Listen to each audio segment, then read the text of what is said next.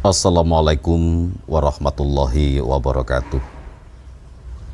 Kawilujengan katentreman miwah karahayon awit sih wilasaning Gusti ingkang Maha Agung mugia tansah mayungono ing madyaning sasana pahargyaning wanci punika. Kula nuwun para pinisepuh, para sesepuh miwah aji sepuh ingkang satuhu kinabekten, para tamu kakung saha putri, para sinedahan ingkang sinuba ing pahormatan.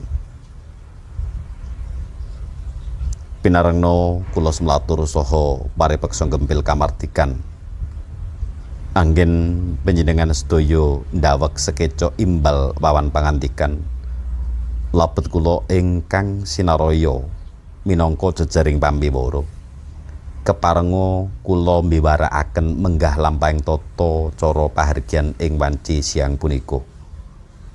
Katiti mangsa ing ari pinilih dinten Minggu Pon Surya kaping setunggal Candra Januari warsa 2022. Pepundhen kula Bapa Sulistya Wibawa Dalahibu wis hanampi Nugraha Gung netepi darmaning asepuh.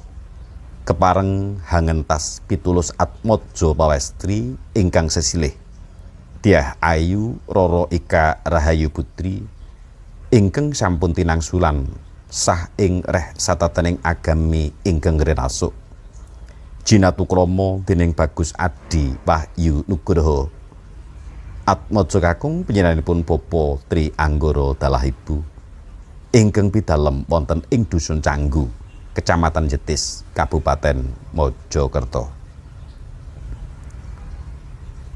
Para tamu kakung saha putri ingkang winantu ing karahayon, minangka purwakane ngatur, langkung rumiyin sumangga panjenengan sedaya dalasan kula nderekaken ngaturaken pangalembana saha panuwun raos syukur kunjuk ing ngarsa dalem Allah Subhanahu wa taala.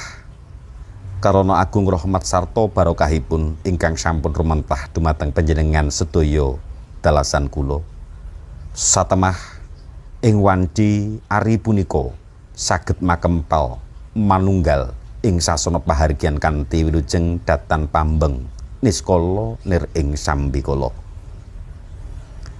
Para tamu kakung saha putri ingkang winengku ing Sukabasuki, wondene lampahing tata adicara ingkang sampun rinacik dening keluarga keparenga ing mriki kawula aturaken.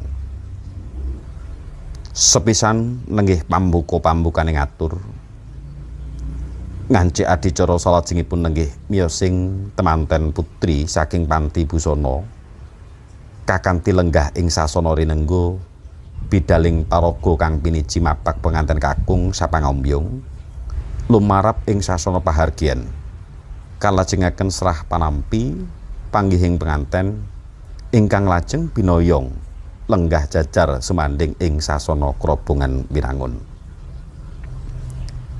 Sasampunipun penganten sarimpit lenggah jajar sumanding ing sasana kursi renengga, sarwi tinenggan dening Rama Dalahibu tumuli kinayatan tata cara krobongan nenggih timbang pangkon tanem jero kacar kucur tuwin dahar kelimah.